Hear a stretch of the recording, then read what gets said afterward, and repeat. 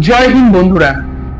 দুর্নীতির জালে জর্জরিত পশ্চিমবঙ্গ, কোথাও বা সন্ত্রাস, কোথাও বা গণপিটুনি, আবার কোথাও বা বেআইনি বাজি কারখানায় বিস্ফোরণ, বিভিন্ন রকম অভিযোগের তীরে বিদ্ধ হয়েছে রাজ্যের শাসক দল তৃণমূল। কিন্তু এত কিছুর পরও বিরোধীদের বিরোধিতা অত্যন্ত ম্লান। কিছু কিছু ক্ষেত্রে এই বিরোধিতা চোখে পড়লেও সেরকম চোখ ধাঁধালো করার মতো ঘটনা কখনোই ঘটেনি। তো পশ্চিমবঙ্গে বিরোধীদের ভূমিকা এখন পর্যন্ত কেমন ছিল এবং পশ্চিমবঙ্গে বিরোধীদের ভূমিকা কেমন হওয়া উচিত সেই নিয়ে আমি আপনাদের সঙ্গে একটি বিস্তারিত আলোচনা করব। তার আগে আমি আপনাদেরকে জানিয়ে দিই যে আপনারা যদি এই ধরনের রাজনৈতিক বিশ্লেষণমূলক ভিডিও পছন্দ করে থাকেন তবে অবশ্যই আমার এই চ্যানেলটিকে সাবস্ক্রাইব করে দিন এবং সেই সাবস্ক্রাইব বাটনের পাশে থাকা বেল আইকনটিকেও ক্লিক করে দিন, যাতে আমার সকল রকম ভিডিওর আপডেট আপনার কাছে সবার আগে পৌঁছে যায়। তো চলুন আর কথা না বলে ভিডিওটি শুরু করা যাক। ডান দিকের বাঁ দিকের লোকেরা টাকার পাহাড়ে বসে আছেন, বুঝতে পারলেন না কিছু? উনি গান্ধারীর মতো চোখে কাপড় বেঁধে আছেন নাকি নিজের পার্টির ভাই?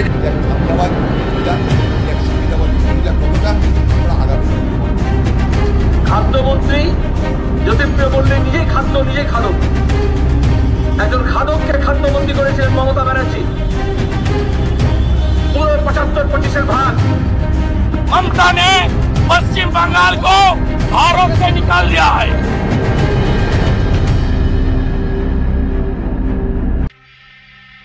বিরোধীদের ভূমিকা কতটা মারাত্মক রকম হলে যে সরকার ক্ষমতার থেকে টলে যেতে পারে সেটা ভালো মতো বুঝিয়ে দিয়েছিল 34 বছরের বাম সাম্রাজ্যকে ভেঙে দেওয়া তৃণমূল কংগ্রেস। মমতা ব্যানার্জি শিমুল নন্দীগ্রামের জমি আন্দোলনের মাধ্যমে সিপিএম কে এমন প্যাচে ফেলেছিল যার দরুন সিপিএম কিন্তু এখনো বর্তমান সময় পর্যন্ত ঘুরে দাঁড়াতে পারেনি।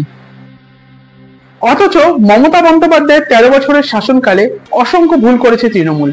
তৃণমূলের পঞ্চায়েত স্তর থেকে শুরু করে উপর মহল পর্যন্ত দুর্নীতির অভিযোগে অভিযুক্ত। নিয়োগ থেকে শুরু করে রেশন, পুরসভা থেকে শুরু করে 100 দিনের কাজ, সব জায়গাতে কোটি কোটি টাকা তছরূপের অভিযোগ উঠেছে তৃণমূলের বিভিন্ন নেতাদের বিরুদ্ধে। তৃণমূলের বহু মন্ত্রীরা জেলে রয়েছেন এবং সরকারি বিভিন্ন আধিকারিকরাও জেলে বসে রয়েছেন।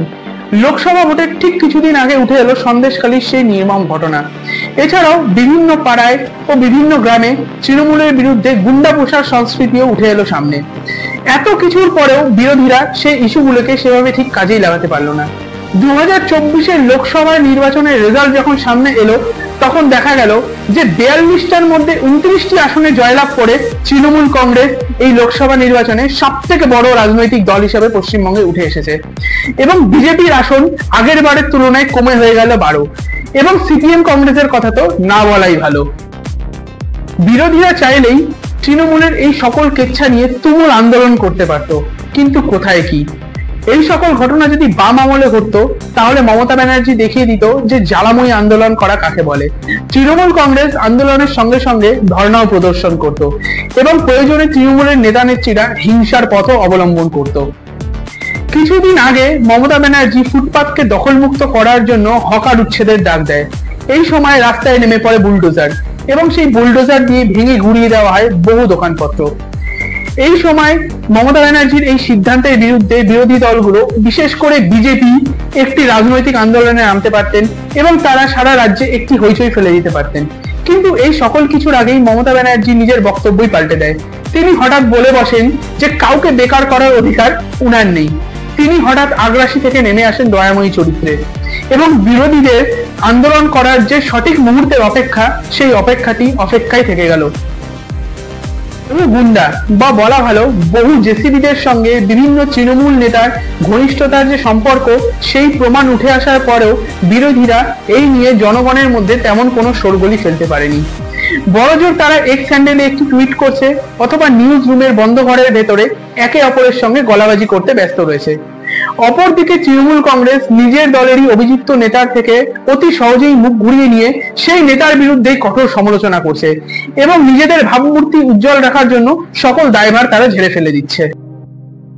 তৃণমূল কি বিরোধী স্বর দমন করছে, নাকি বেশ কিছু বিরোধী স্বর ক্ষমতা ভোগের জন্য তৃণমূলেই গিয়ে মিশছে, নাকি আমাদের রাজ্যের বিরোধী দলগুলি এটা মেনেই নিয়েছে যে পশ্চিমবঙ্গের তৃণমূলের অর্থবল এবং বাহুবলের সামনে তাদের কিছুই করার নেই এবং এই কারণেই কি তারা তৃণমূলের বিরুদ্ধে এই অসম লড়াইয়ের ভয়ে আগে থেকেই পরাজয় স্বীকার করে নিয়েছেন?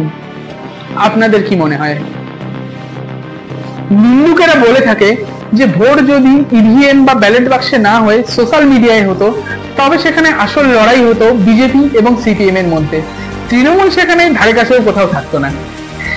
তবে অবশেষে আমি এটাই বলতে চাই যে আপনি যেই দলেরই সমর্থক হন না কেন, আপনাকে এটা মানতেই হবে যে পশ্চিমবঙ্গে বিরোধী কণ্ঠস্বর ধীরে ধীরে ক্ষীণ হয়ে আসছে, এবং একটি গণতান্ত্রিক পরিকাঠামোতে বিরোধী দলের না থাকাটা খুব একটা ভালো জিনিস নয়। এটা যেমন কেন্দ্র সরকারের ক্ষেত্রে সত্যি, ঠিক তেমনই এটা রাজ্য সরকারগুলির ক্ষেত্রেও সত্যি।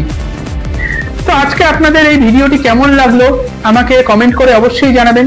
যদি ভিডিওটি ভালো লাগে একটি লাইক অবশ্যই করে দেবেন, এবং আমার এই সাবধান বাণী যদি আপনাদের গুরুত্বপূর্ণ বলে মনে হয় তবে আমি আশা করব আপনি আমার এই ভিডিওটিকে আপনার আপনজনদের সঙ্গে অবশ্যই শেয়ার করে নেবেন।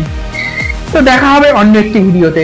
আমাকে সমর্থন করার জন্য আমার ইউটিউব চ্যানেলটিকে অবশ্যই সাবস্ক্রাইব করে নেবেন। ইনকলাব জিন্দাবাদ, ভারত মাতা কি জয়।